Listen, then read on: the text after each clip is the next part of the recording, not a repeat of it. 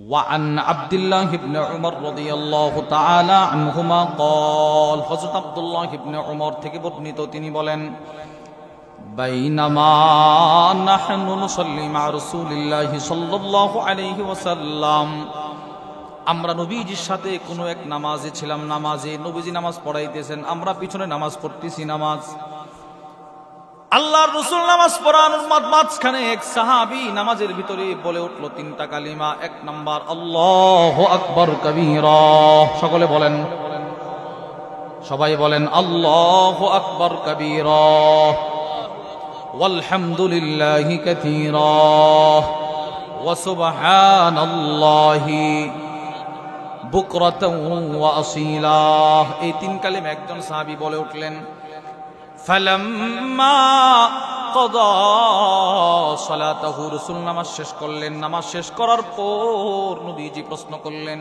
মানিল কাইলু কালিমাতা কাদা ওয়া কাদা কে পড়ছো কালিমাগুলো দাঁড়াও তো কে পড়ছো দাঁড়াও তো সাহাবী প্রথমে কিছুটা ভয় পাইলেন হায় হায় নবীজি এখন না জানি কি ধমক দেওয়া শুরু করে কিন্তু এই সাহাবীর এটাও বিশ্বাস ছিল আমার নবীর জীবন আদর্শ এত সুন্দর নবীজি কখনো কোনো মজমাই কোনো সাহাবীকে অভিযোগ নিয়ে তালাশ করে করে বিচার করতেন না সুবহানাল্লাহ বলেন নবীজির জীবন আদর্শ কত সুন্দর ওই সাহাবীর মনে মনে এটা আশা ছিল যে নবীজি দাঁড় করাইতে বলছেন অবশ্যই আমার কোনো বিচার করবে না কারণ নবীজি কোনো মজমায় কোনো সাহাবীর বিচার করতেন না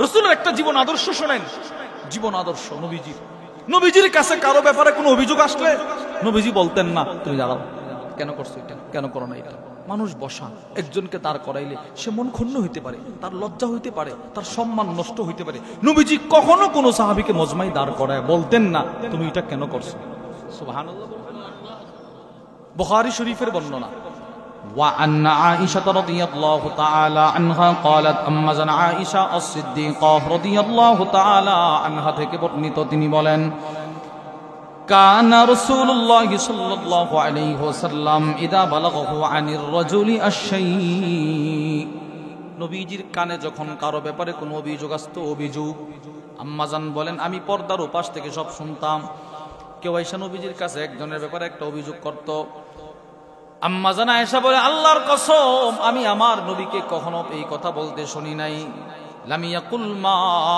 বালু ফুলান নবীজি কখনো বলতেন না তুমি এটা কেন করছো দাঁড়াও অভিযোগ শোনার পরে তারা ডাইকাইনা সকলের সামনে বিচার করতেন না এটা নবীজির জীবন আদর্শ ছিল সুবহানাল্লাহ তো নবীজি কি বলতেন আম্মা জান আয়েশা বলেন অপরাধ করত একজন নবীজি বলতেন সকলকে সুবহানাল্লাহ আল্লাহর রাসূল বলতেন মা বালু আকওয়াম মানুষের কি হলো ইয়াকুলুনা কাযা ওয়া কাযা ইয়াফআলুনা কাযা ওয়া কাযা মনে করেন আপনাদের মজমায় একজন একটা অপরাধ করছে এই অপরাধটা আমার কাছে আসছে আমি আবার সকলকে একসাথে বললাম তো যিনি করছেন তিনি বুঝছেন হাই হুজুর বুঝি আমারে বলতেছেন আর আপনারা খুঁজবেন কাকে বলতেছে কাকে লাভ দুইটা এক নাম্বার সে নিজেকে নিজে সংশোধন করে নিত দুই নাম্বার তার সম্মান আপন জায়গায় ঠিক থাকতো সুবহানাল্লাহ কিছু দৃষ্টান্ত শুনেন নবীজি যে কাউকে ডাইরেক্ট কিছু করে নাই বলে নাই দৃষ্টান্ত নম্বর 1 মদিনায় একজন সাহাবী ছিলেন তিনি নামাজের সময় আকাশের দিকে তাকায় থাকতেন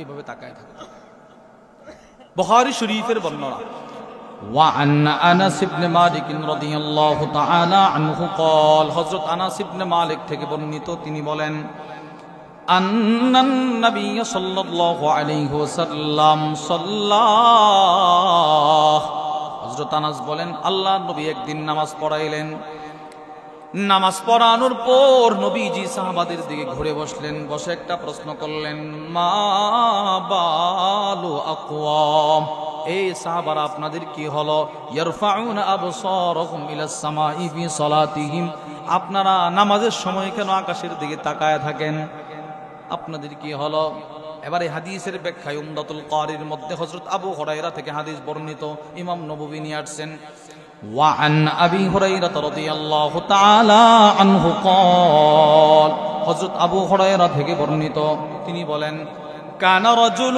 إذا صلى رفع طرفه إلى السماء মদিনায় একজন সাহাবী ছিলেন একজন কয়জন সবাই না একজন কথাটা কেন বলতেছি? বোঝার জন্য। বলেন কয়জন? তিনি যখনই নামাজ পড়তেন তখনই তিনি আকাশের দিকে তাকায় থাকতেন। এর মানে আবু হুরায়রা বলতে চাই, রসুল একদিন মসজিদে ঢুকতেছেন আর ওই সাহাবী নফল পড়তেছেন, এইভাবে তাকায় আছেন। আল্লাহর রসুল ইচ্ছে করলে বলতে পারতেন নামাজের পর, এই তুমি কেন এই কাজটা করছো বেটা? এটা বললে সে কষ্ট পাইতো, মানুষের সামনে সে লজ্জিত হইতো। আল্লাহর রসুল তাকে ডাইরেক্ট কিছু না বলে সব সাহাবাদেরকে বলতেছেন, মানুষের কি হলো, তারা নামাজের সময় কেন আকাশের দিকে তাকায়? বলেন তো, আকাশের দিকে তাকাই তো একজন, সকলে না একজন? নবীজি বলছেন একজন কেনা সকলকে। সুবহানাল্লাহ বলবেন না? আচ্ছা, নবীজির আদর্শটা কেমন? সুবহানাল্লাহ বলেন না? কত সুন্দর। নবীজি বলছে তোমরা কেন আকাশের দিকে তাকাও? তো যিনি তাকাইছে তিনি তো কম্পন শুরু করছে, হাই নবী তো আমারে বলতেছে, কিন্তু আমার সম্মান নষ্ট হবে এই জন্য নবীজি আমারে দাঁড় করাই নাই, নিজে নিজে সংশোধন করে নিছে। দৃষ্টান্ত নম্বর 2, নাসাই শরীফের বর্ণনা।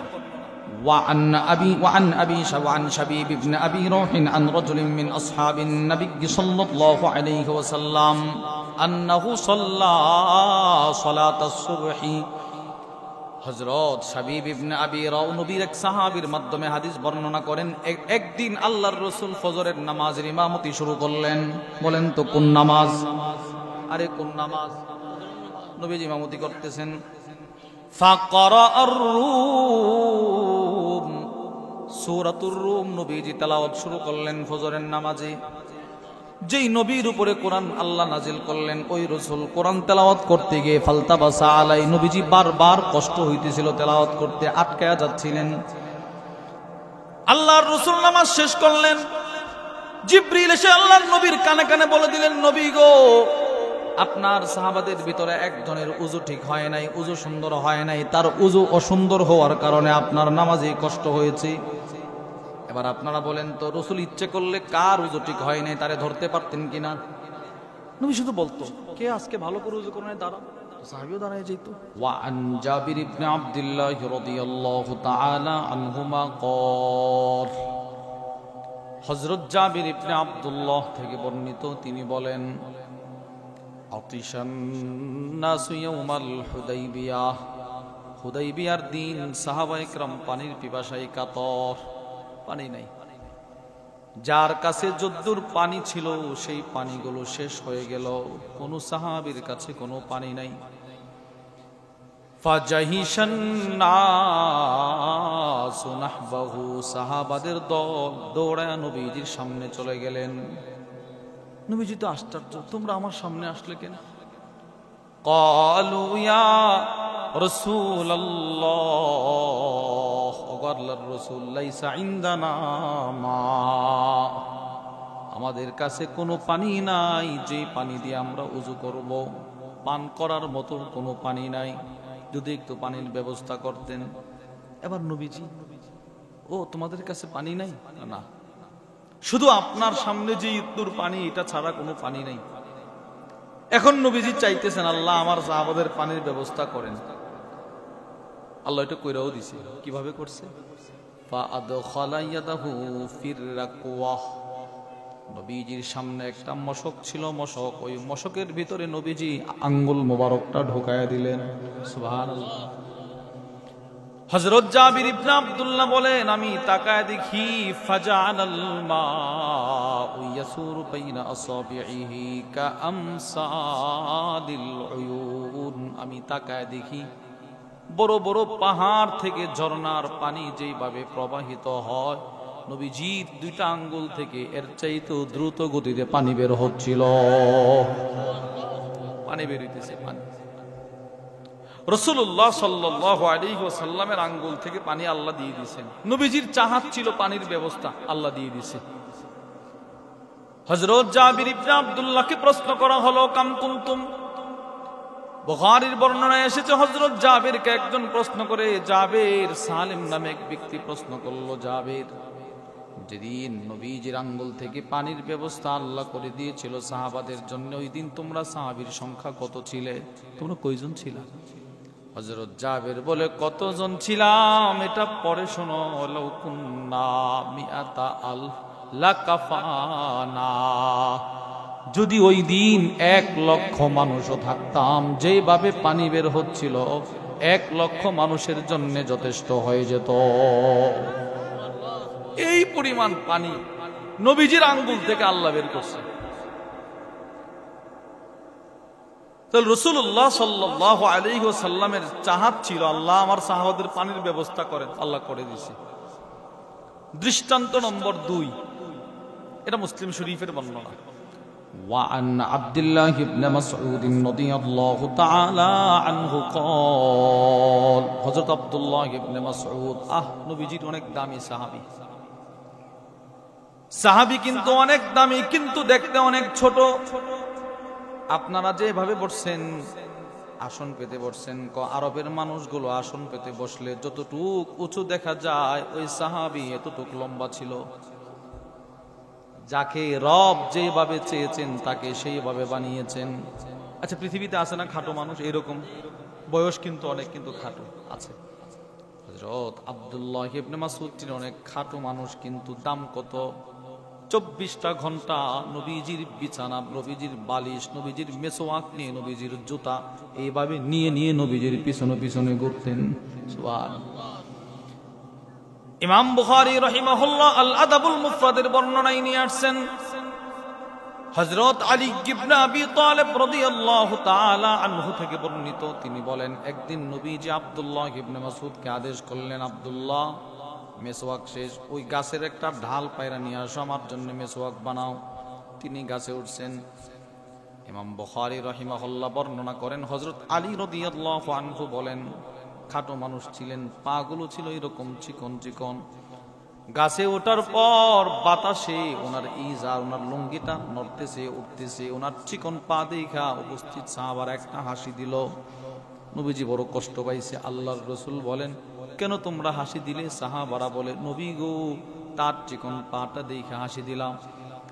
আল্লাহর নবী তখন বলেছিলেন, শোনো, লা রিজলু আব্দুল্লাহ ইবনে মাসউদ আসকালু ফিল মিজান ইয়াউমাল কিয়ামাতি মিন উহুদ। যেই সাহাবীর, খাটো সাহাবীর পা দেখা তোমরা হাসি দিলা, তোমরা শুনে রাখো, আমার এই সাহাবী আব্দুল্লাহ ইবনে মাসউদের একটা ছোট পায়ের ওজন হাসরের ময়দানে মিজানের পাল্লায় উহুদ পাহাড়ের চাইতেও বেশি ভারী হবে। সুবহানাল্লাহ। এত দামি সাহাবী।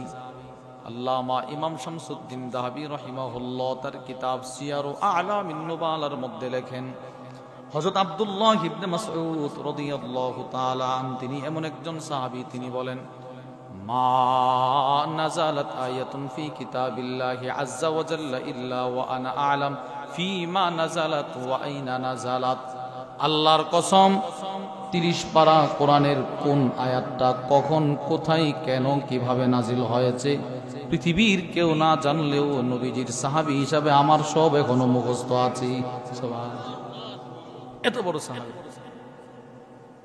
ওনার চলাফেরা, ওনার ধরন, ওনার হাঁটা, ওনার কথা বলার ডিজাইন, ওনার মেজাজ, হযরত হুযাইফা বলেন, হুবহু নবীজির সাথে মিল ছিল।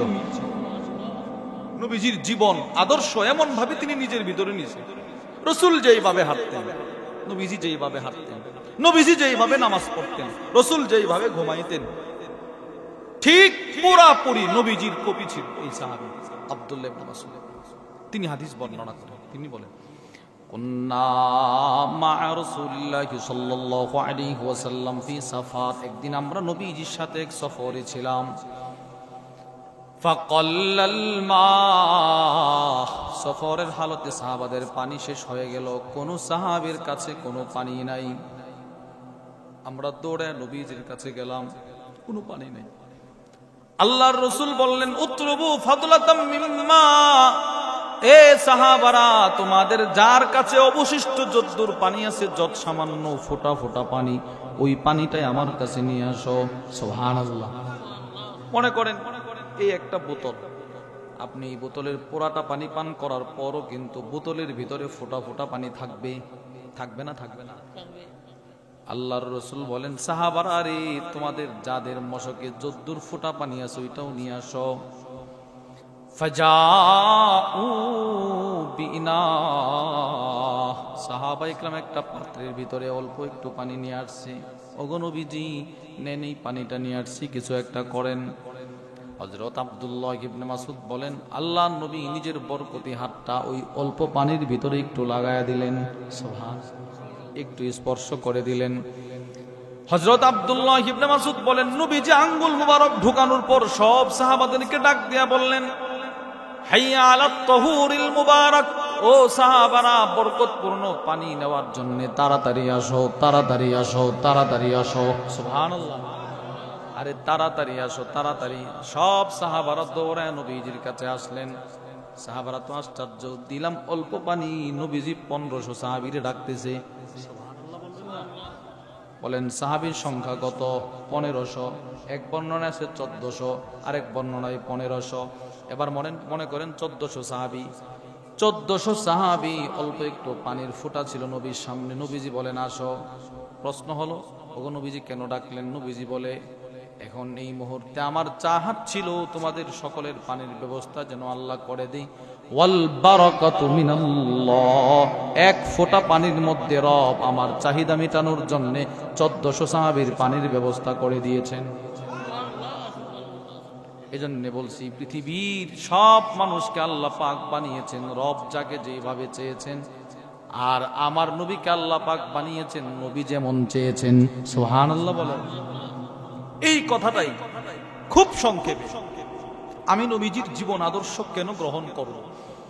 আল্লামা আব্দুল ফাত্তাহ আবু গুদ্দা রাহিমাহুল্লাহ তার বিখ্যাত কিতাব সফহাত মিন সবরিল উলামা আলা শাদাইদিল ইলমি ওয়াত তাহসিল, ওই কিতাবের মধ্যে নিয়ে আসছে ভূমিকায়, মা জামা আল্লাহুল খায়রা কুল্লাহু লিআহাদ ইল্লা লিন নবী সাল্লাল্লাহু আলাইহি ওয়াসাল্লাম। আকাশের যত শ্রেষ্ঠত্ব, জমিনের যত শ্রেষ্ঠত্ব, জান্নাতেরও যত শ্রেষ্ঠত্ব, সব শ্রেষ্ঠত্ব একসাথে আল্লাহ পাক পৃথিবীর কোন মানুষকে দেয় নাই, এমনকি কোন নবীকেও দেয় নাই। সবগুলো একসাথে আমার নবীরে দান করছে। তুমি এই নবী,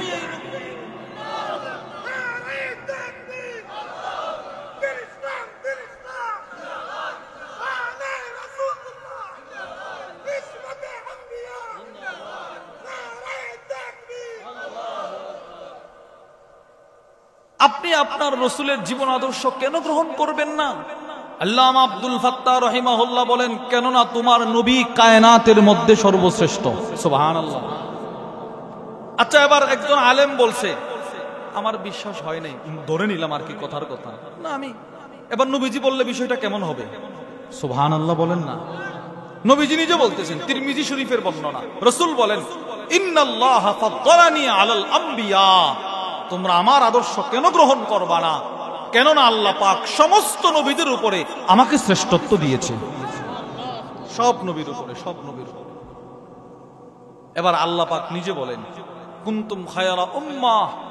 এই আয়াত একটা কথা মনে রাখবেন, কোরআনের যে আয়াত যে যখন শুনে, কোরআনের যে আয়াত, বলেন সকলে বলেন, বলেন কোরআনের যেই আয়াত, বলেন না, যে যখন শুনে সে তখন তার মুখাতব।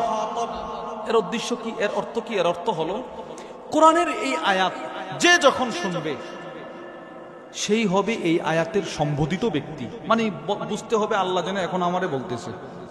আচ্ছা বলেন তো, এই পৃথিবীর মধ্যে এই আয়াত নবীজির আগে কেউ শুনছে?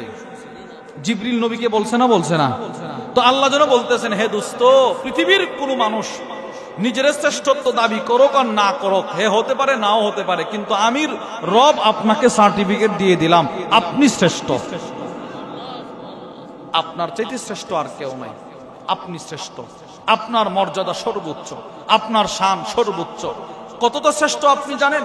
ওয়া রাফা'না লাকা যিকরাক, আমি যেখানে, আমার আলোচনা যেখানে, আপনার আলোচনাও সেখানে, আমি দিয়ে দিছি। এই নবী এত শ্রেষ্ঠ, এই নবীর জীবন আদর্শ গ্রহণ করা, এই আদেশ স্বয়ং আল্লাহর। বলেন কার? নবীজির আদর্শ গ্রহণ করার এই আদেশ কার? সবাই বলেন কার? জোরে বলেন কার?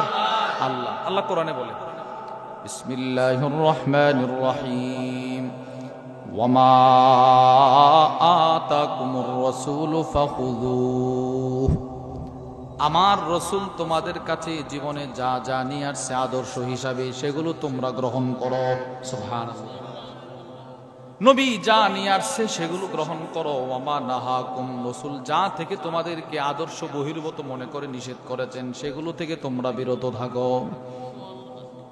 এই আয়াতের ব্যাখ্যায় একটা কিতাব আছে আত-তাফসীরুল ওয়াদিহ, ওই কিতাবের মধ্যে লেখেন তাফসীরুস সাদি তাইসিরুল কারীমির রহমান ফি তাফসীরি কালামিল মান্নান, ওই কিতাবের মধ্যে লেখেন হাদা শামিলুল লিউসুলিদ্দিন ওয়া ফুরুইহি যাহিরিহি ওয়া বাতিনি, ইসলামের যত বিধান প্রকাশ্য, যত বিধান অভ্যন্তরীণ, যত বিধান আছে ছোট, যত বিধান বড়, এই সবগুলো এই একটা আয়াতের ভিতরে আল্লাহ ঢুকায় দিয়েছেন।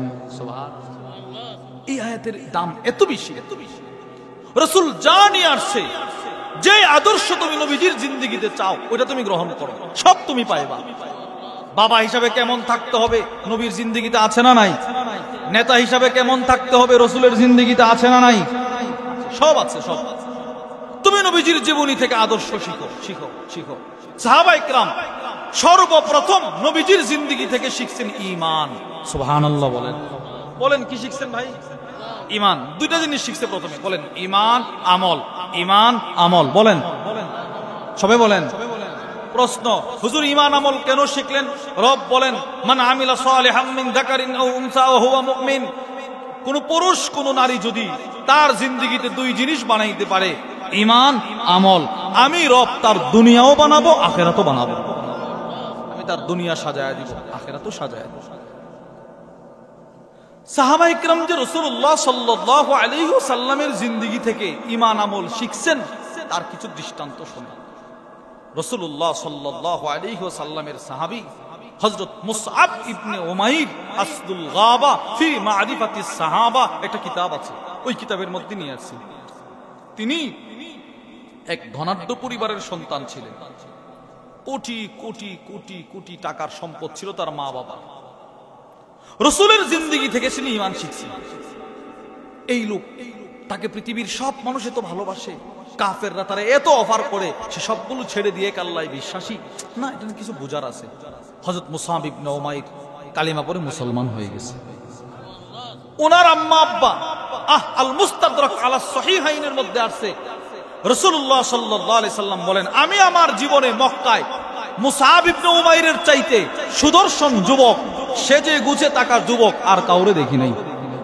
সে সকালে একটা কাপড় পরতো, জোহর একটা কাপড় পরতো, বিকেলে একটা কাপড় পরতো, মাগরিবের পর একটা পরতো, আবার রাত্রে একটা পরতো, ঘুমানোর সময় একটা পরতো।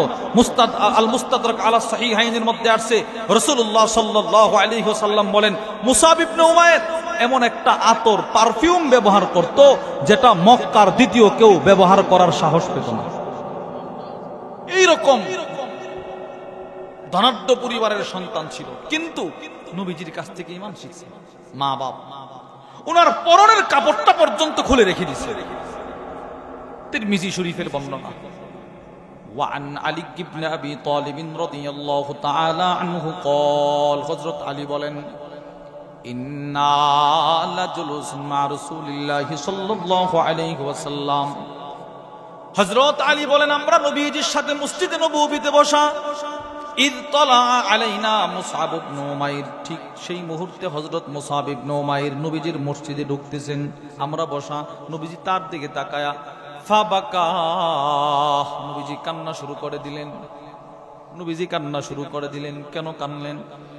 হযরত আলী বলেন আমরা নবীজির কান্দা দেখা সাথে সাথে দেখতে চাইলাম কে আসলো রে, তাকায় দেখি হযরত মুসআব, শরীরে একটা ছেঁড়া চাদর, উপরে একটা ছেঁড়া চাদর, নিচে একটা ছেঁড়া চাদর। একটা সময় সকালে বিকেলে কাপড় পাল্টাইছে, কত আরামে চলছে। এখন ঈমান গ্রহণ করার কারণে তিনি ছেঁড়া চাদর পরে পরে নবীজির দরবারে আসলেন। নবীজি দেখা কান্না শুরু করে দিলেন। আল্লামা ইবনুল আসির রাহিমাহুল্লাহ তার কিতাব আসদুল গাবা ফি মারিফাতিস সাহাবার মধ্যে লেখেন যেদিন তিনি মারা গেলেন উহুদের যুদ্ধে, ওনার ইন্তেকালের পর ওনার লাশ দাফন করার মতো কাফনের কাপড় পর্যন্ত ছিল না। মাথা ঢাকলে পা খুলে যায়, পা ঢাকলে মাথা খুলে যায়। ঈমান শিখছে, ঈমান। দুনিয়া ছেড়ে দিছে, সাত সজ্জা ছেড়ে দিছে। রাসূলের জীবন আদর্শ থেকে প্রথমে ঈমান শিখছে, ঈমান, এরপরে শিখছে আমল। বলেন কি শিখছে? আমল। সমস্ত সাহাবী নবীজির জিন্দেগি থেকে জীবন আদর্শ হিসাবে প্রথমে আমল নিছে, আমল, আমল। কখনো কখনো ছোট ছোট সাহাবী নবীজির ঘরে লুকিয়ে লুকিয়ে ঘুমিয়ে থাকতো, নবীজি রাত্রে কি আমল করে দেখার জন্য। বুখারীর বর্ণনা, হযরত আব্দুল্লাহ ইবনে আব্বাস রাদিয়াল্লাহু তাআলা আনহুমা বলেন, আমি নবীজির ঘরে বহুবার লুকিয়ে লুকিয়ে ঘুমাইছি রাসূল তাহাজ্জুদ নামাজ কিভাবে পড়ে এটা দেখে শেখার জন্য।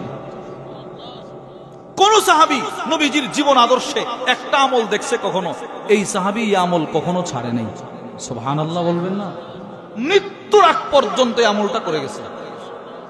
বলে হুজুর আপনি কি জানেন? হ্যাঁ, হাদিসে পাকে আসছে, একটা আমল কোন সাহাবী দেখছে তো মরণ পর্যন্ত আমল করছে, প্রতিদিন করছে।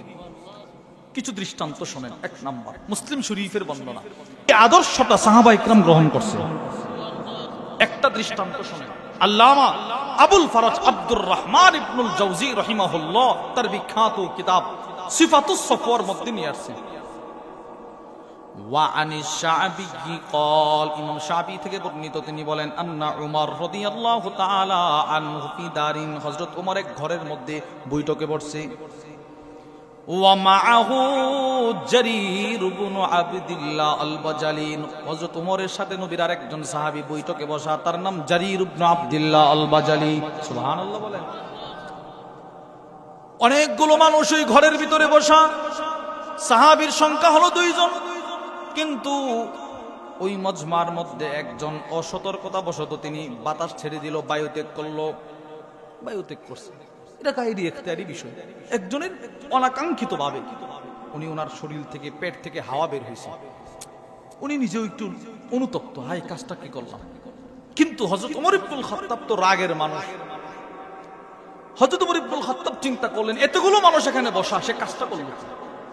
হযরত ওমর ইবনুল খাত্তাব বলে, আমার মনটা চাইছিল আমি ওইটা বলি, কে এই কাজটা করছো, দাঁড়াও, যাও ওযু করে আসো।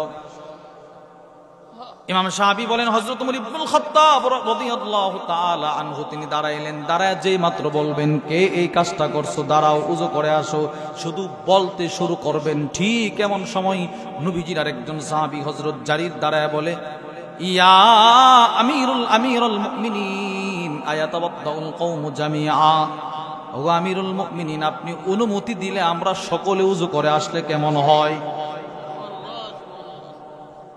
ওগো আমিরুল মুমিনিন, সকলে যদি একসাথে ওযু করে আসি, তাহলে যে এই কাজটা করছে সে তো বুঝছে আপনি যে রাগে দাঁড়াইছেন, সে আর জীবনেই ভুল করবে না।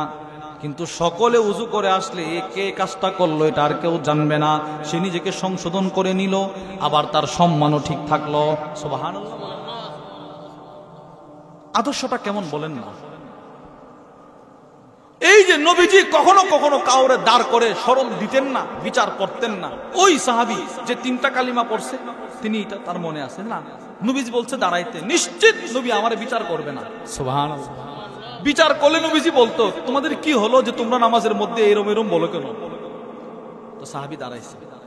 কোন সাহাবী? যে সাহাবী 3টা কালিমা পড়ছে, আল্লাহু আকবার কবীরা ওয়ালহামদুলিল্লাহি কাসীরা ওয়া সুবহানাল্লাহি বুকরাতান ওয়া আসীলা। আল্লাহু আকবার কবীরা, সকলে পড়েন না, পড়েন না, আল্লাহু আকবার কবীরা ওয়ালহামদুলিল্লাহি কাসীরা ওয়া সুবহানাল্লাহি বুকরাতান ওয়া আসীলা। এই 3 কালিমা পড়ছে। রাসূল বলেন, কে পড়ছো একটু দাঁড়াও। এবার সাহাবী দাঁড়াইলো, কিছুটা ভয় ভিতরে। আল্লাহর রাসূল বলেন, সাহাবী তুমি 3 কালিমা এখন পড়েছো, তোমার 3 কালিমার সওয়াব জিবরিল এসে আমাকে শোনাইছে। আজিবতু লাহা, তোমার 3 কালিমার সওয়াবের কথা শুনে আমি নবীজি আশ্চর্য হয়ে গেলাম। আমি আশ্চর্য হয়ে গেলাম, কি করলা তুমি, কি বললা তুমি? সাহাবীরে শুধু আশ্চর্য হয় নাই, তোমার 3 কালিমার সওয়াব লেখার জন্য ফেরেশতারা এমন ভাবে দৌড়াদৌড়ি শুরু করে দিল, ফুতিহাত লাহা আবওয়াবুস সামা, আল্লাহ পাক আকাশের সবগুলো দরজা খুলে দিয়েছেন। আল্লাহু আকবার কবীরা ওয়ালহামদুলিল্লাহি কাসীরা ওয়া সুবহানাল্লাহি বুকরাতান ওয়া আসীলা। আল্লাহু আকবার কবীরা ওয়ালহামদুলিল্লাহি কাসীরা ওয়া সুবহানাল্লাহি বুকরাতাও ওয়া আসীলা। পড়ব তো ইনশাআল্লাহ। এবার আপনাদেরকে আমার যে বিষয়টা বোঝানোর উদ্দেশ্য, এই হাদিস বর্ণনাকারী সাহাবী হলেন হযরত আব্দুল্লাহ ইবনে উমর রাদিয়াল্লাহু আনহু। আব্দুল্লাহ ইবনে উমর বলেন, ফামা তারাকতুহুন্না মুনযু সামি'তু রাসূলুল্লাহি সাল্লাল্লাহু আলাইহি ওয়াসাল্লাম, আল্লাহর কসম আমি নবীজির জীবন আদর্শে তিন কালিমার ফজিলত জীবনে একবার শুনছি, ওই একবার শোনার পর থেকে আমি আব্দুল্লাহ আজকে মৃত্যু পর্যন্ত কোনদিন এই তিন কালিমা পড়তে ভুলি নাই। আল্লাহু আকবার কবীরা ওয়ালহামদুলিল্লাহি কাসীরা ওয়া সুবহানাল্লাহি বুকরাতাও ওয়া আসীলা। পড়ব তো ইনশাআল্লাহ। আমাদের হযরত ওয়ালা আরিফ বিল্লাহ হাকিমুন নফস আল্লামা মুফতি মুশতাকুন নবী কাসিমি হাফিজাহুল্লাহ হুজুরের মাদ্রাসায় প্রত্যেক বছর রমাদানুল মুবারকের শেষ দশক শত শত প্রায় 1500 থেকে 1600 মানুষ একসাথে ইতিকাফ করে।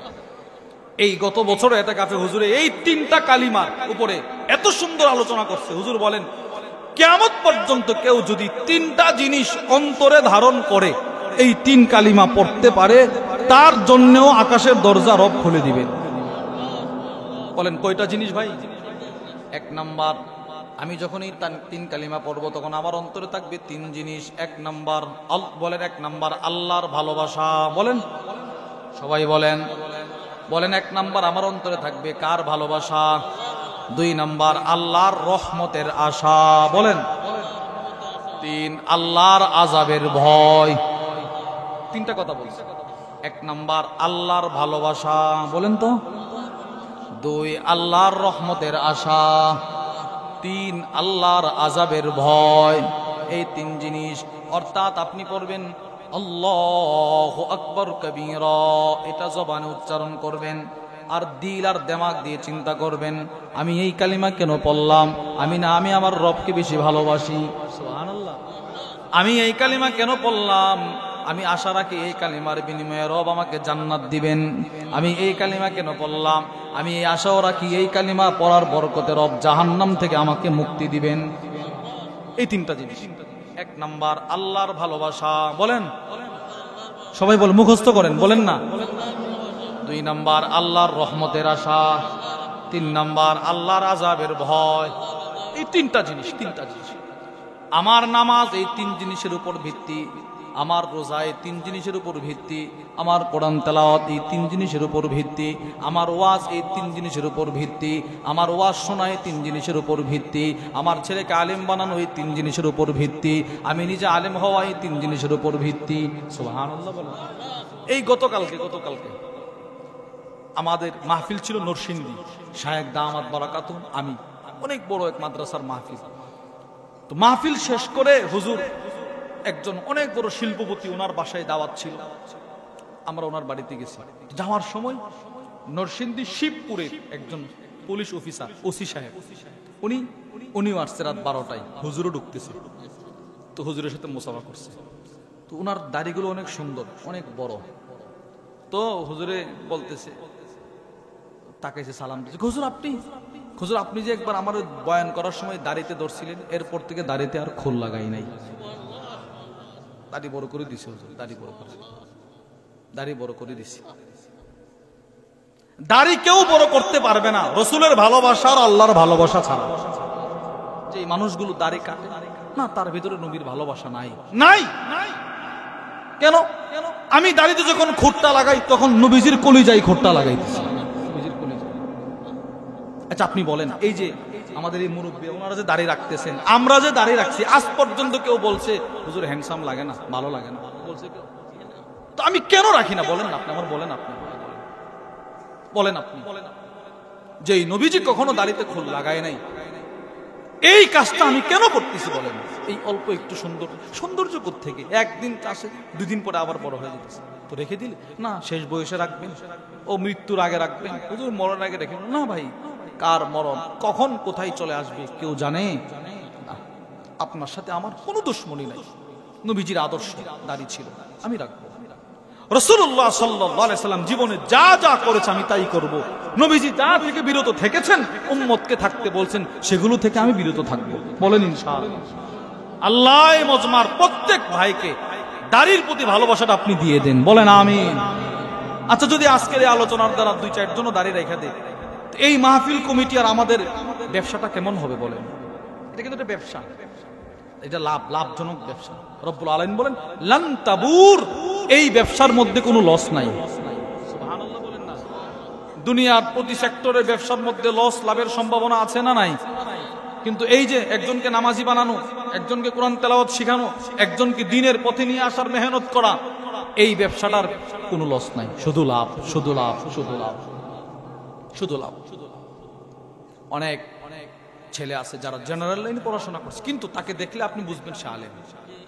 দাড়ি, টুপি, সুন্নতি লেবাস, এই যে একটা লেবাস সে ধারণ করছে, এটারও দাম হাসরের ময়দানে সে পাবে।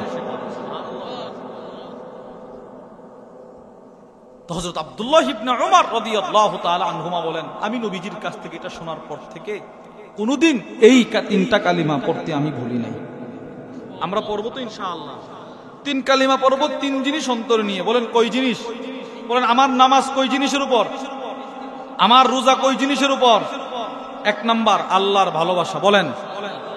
2 আল্লাহর রহমতের আশা। 3 আল্লাহর আযাবের ভয়।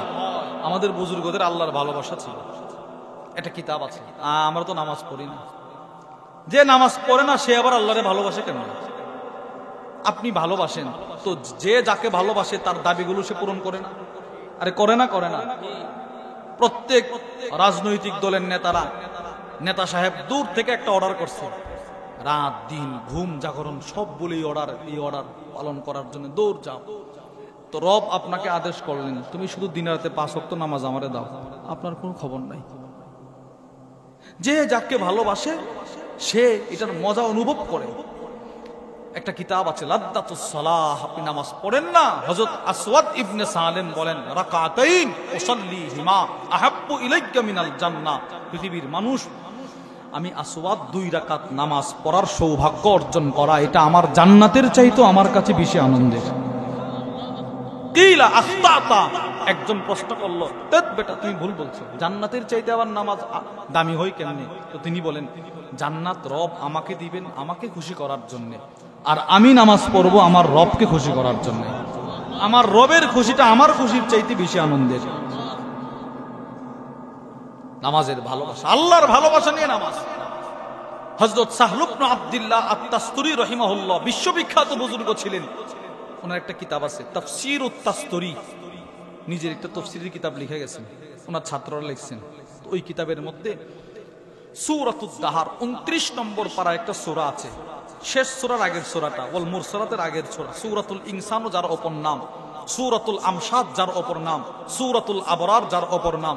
ওই সূরার মধ্যে একটা আয়াত আছে, বিসমিল্লাহির রহমানির রহিম, ওয়াসাকাহুম রাব্বুহুম শারাবান তাহুরা। যারা আল্লাহর ভালোবাসা, আল্লাহর রহমতের আশা, আল্লাহর আযাবের ভয়, এই 3 জিনিস অন্তর নিয়ে যারা মৃত্যুবরণ করতে পারবে, রব্বুল আলামিন বলেন জান্নাতে প্রবেশ করার পর স্বয়ং রব এদেরকে জান্নাতের সবচেয়ে দামি পানীয় শারাবান তাহুরা পান করাবেন। আল্লাহ নিজে পান করাবেন।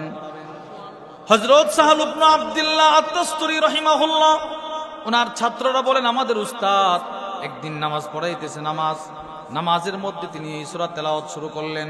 নামাজটা ছিল খুব সম্ভবত এশার বা ফজরের নামাজ। তিনি তেলাওয়াত শুরু করলেন। আমাদের উস্তাদ তেলাওয়াত করতে করতে এই সূরার এই আয়াতটা যখন পড়লেন, ওয়াসাকাহুম রাব্বুহুম শারাবান তাহুরা, এই আয়াত তেলাওয়াত করার সময় আমরা পিছন থেকে শব্দ শুনতে পাইলাম, আমাদের উস্তাদ যেন নিজের ঠোঁট নিজের জিহ্বা দিয়ে ঠোঁট চেটে চেটে কি যেন খাইতেছেন, এরকম চুষতেছে। নামাজ শেষ করার পর আমরা উস্তাদকে প্রশ্ন করলাম, ওগো উস্তাদ, আপনি নামাজের শুরুতে তো কোনো কিছু আপনার মুখে ছিল না, কিন্তু নামাজের মাঝখানে এই আয়াত পড়ার সময় কি যেন আপনি চেটে চেটে খাইলেন, আওয়াজ শুনলাম, কি ব্যাপার, কি হইল?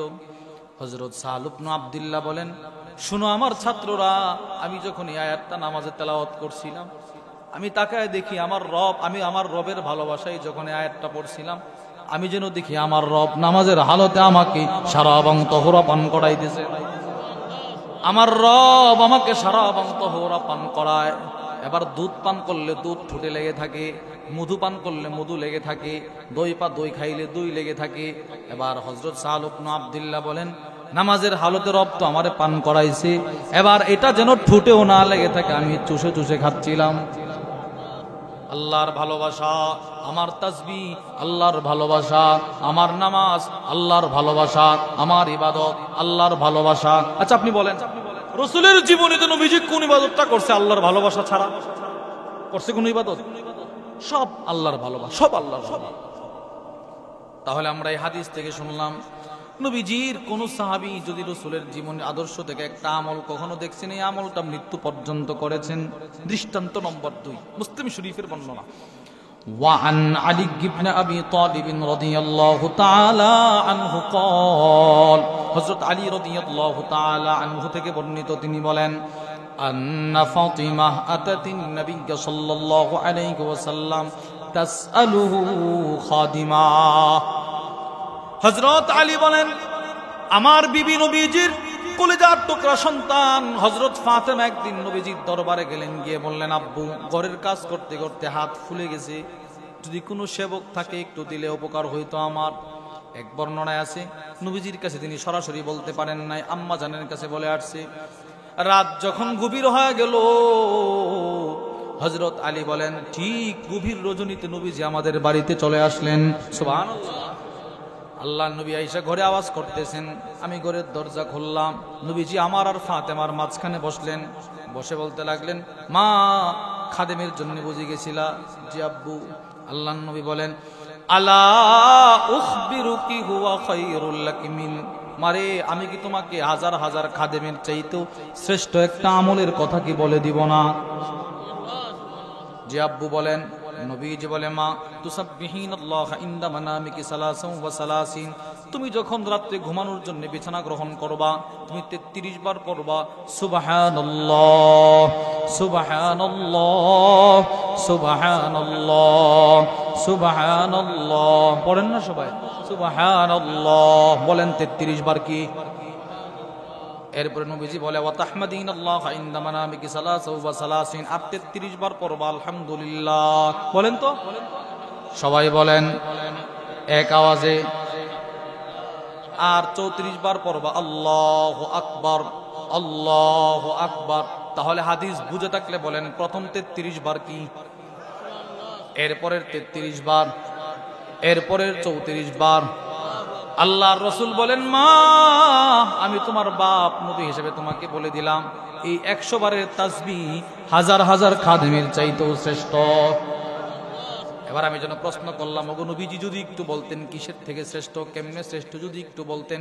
মুসলিম শরীফের বর্ণনা, নবীজি কিছু টাচ দিয়ে গেছেন।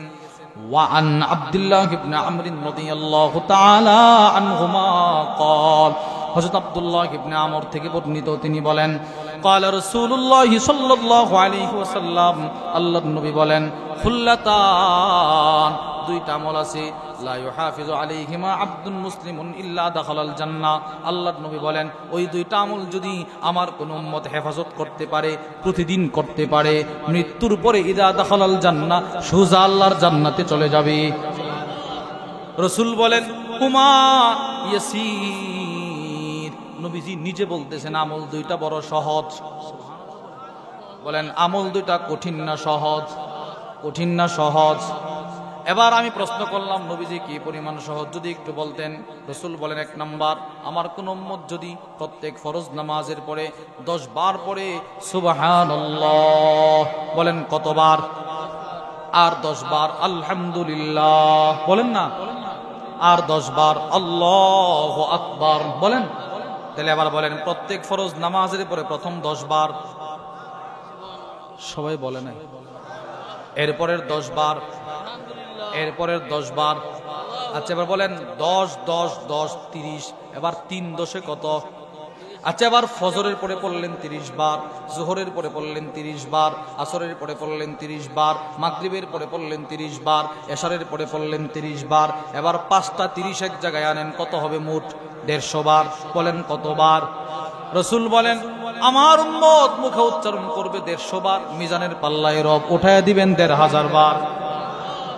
1 নাম্বার পুরস্কার। এবার 2 নাম্বার পুরস্কার, আজকে এশারের নামাজের পর আপনি পড়লেন 10 বার সুবহানাল্লাহ, 10 বার আলহামদুলিল্লাহ, 10 বার আল্লাহু আকবার। এবার প্রত্যেকটা তাসবিহ পড়তে গিয়ে 3টা জিনিস আপনার অন্তরে, আল্লাহর ভালোবাসা, আল্লাহর রহমতের আশা, আল্লাহর আযাবের ভয়, এই 3 জিনিস অন্তরে নিয়ে 30 বার পড়লেন। এবার আপনি ফজরের আগে যদি আপনার মরণ হয়ে যায়, নবীজির হাদিস বলে তুমি সোজা জান্নাতে।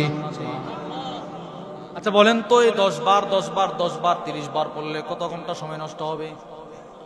এক শ্বাসে একবার। বলেন তো, পড়েন সুবহানাল্লাহ সুবহানাল্লাহ সুবহানাল্লাহ সুবহানাল্লাহ সুবহানাল্লাহ সুবহানাল্লাহ সুবহানাল্লাহ সুবহানাল্লাহ সুবহানাল্লাহ সুবহানাল্লাহ আলহামদুলিল্লাহ আলহামদুলিল্লাহ আলহামদুলিল্লাহ আলহামদুলিল্লাহ আলহামদুলিল্লাহ আলহামদুলিল্লাহ আলহামদুলিল্লাহ আলহামদুলিল্লাহ আলহামদুলিল্লাহ আলহামদুলিল্লাহ আলহামদুলিল্লাহ আল্লাহু আকবার আল্লাহু আকবার আল্লাহু আকবার আল্লাহু আকবার আল্লাহু আকবার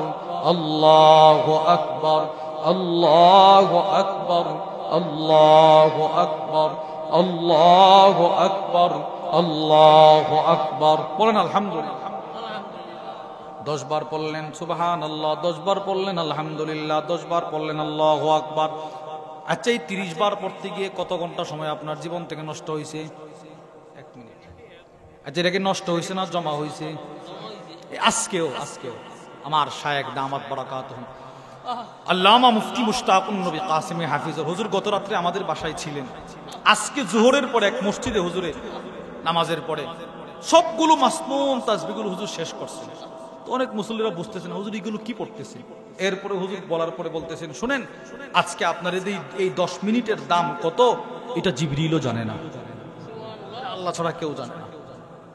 একবার সুবহানাল্লাহ, আপনি আজকে যে বললেন একবার সুবহানাল্লাহ, এই আপনার একবার সুবহানাল্লাহর বরকতে আগামীকালকের সমস্ত মাখলুকাতের রিজিকের ব্যবস্থা আল্লাহ করছেন। একটা কিতাব আছে আমার কাছে, সামিরুল মুমিনিন, একটা ছোট্ট কিতাব। আমার বড় দুলাভাই তিনি কুয়েতে থাকেন, তিনি কুয়েতের এক শায়েখের মাধ্যমে আমাদের মাদ্রাসায় প্রায় 1 লক্ষ টাকার কিতাব পাঠাইছেন। ওই কিতাবগুলোর ভিতরে সবগুলো পড়ার সুযোগ হয় না, ফাঁকে ফাঁকে একটা গাড়িতে ওঠাই একটু পড়ার চেষ্টা করি। ওই কিতাবের মধ্যে আছে বান্দার জবানে উচ্চারিত একবার সুবহানাল্লাহর বরকতে সমুদ্রের বড় বড় মাছগুলোর রিজিকের ব্যবস্থা আল্লাহ করে। আপনারা যে মাঠে বসছেন, এই মাটির নিচে এই কি বলে আপনার কীট পতঙ্গ আছে না নাই? এই মাটির নিচে কিরা আছে না? এই সবগুলোর রিজিকের ব্যবস্থা শুধু আজকের যারা ফজর পড়ছে এদের সুবহান রাব্বিয়াল আলার বরকতে আল্লাহ করছে। আমি কখনো কল্পনা করি নাই যে আমার সুবহানাল্লাহর কারণে আকাশে এই পরিমাণ খেলা হয়, আমার সুবহানাল্লাহর বরকতে জমিনে এই পরিমাণ আলোড়ন সৃষ্টি হয়। আমি কখনো কল্পনা করি জীবনে কি পরিমাণ সময় নষ্ট করলাম। রাসূলুল্লাহ সাল্লাল্লাহু আলাইহি সাল্লামের একটা জীবন আদর্শ ছিল, নবীজি প্রতি সেকেন্ডে সেকেন্ডে আল্লাহর জিকির করতেন। নবীজির একটা সেকেন্ড বন্ধ ছিল না জিকির ছাড়া নবীজির জমান বন্ধ ছিল না। রাসূল সব সময় জিকির করতেন আল্লাহর ভালোবাসায়। আমরা কখনো ভুলে যাই? আমাদের সৈয়দ আব্দুল মজিদ নদীম রাহিমাহুল্লাহর একটা বক্তব্য তো আপনারাও শুনছেন। তিনি বলেন, এক ইউরোপ ফ্রান্সে এক যুবক আমার সাথে এক উড়ো জাহাজে সাক্ষাৎ। তো ওনার হাতে একটা তসবিহ ছিল। তো সে বলতেছে এটা কি? ওই লোক বলতেছে, ওনাকে প্রশ্ন করলো এটা কি আপনার হাতে? তো তিনি বললেন এটা আমার মুযাক্কিরা, এটা আমার স্মরণিকা, আমাকে স্মরণ করায় দেয়। তো ওই যুবক প্রশ্ন করলো, নবীজি কি এটা ব্যবহার করছে এই তসবিহ আপনার হাতে? তো তিনি জবাব দেয়, এই বেটা, আমি বলছি এটা আমাকে স্মরণ করায় দে।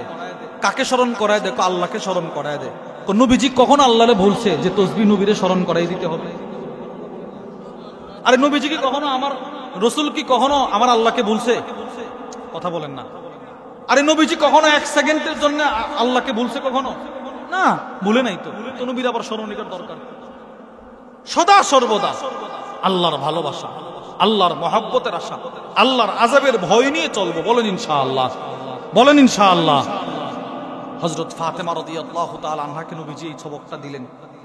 দেওয়ার পর হযরত আলী ইবনে আবি তালিব রাদিয়াল্লাহু তাআলা আনহু বলেন, তিরমিজি শরীফের বর্ণনা, হযরত আলী বলেন, আল্লাহর কসম, যেদিন আমি শুনছি, আমার দুই কান শুনছে নবীজি আমার বিবিকে আমলটা দিছে, সেদিনকার পর থেকে আমি আলী মৃত্যু পর্যন্ত এই আমল কোন রাত্রে আমি ছাড়ি নাই।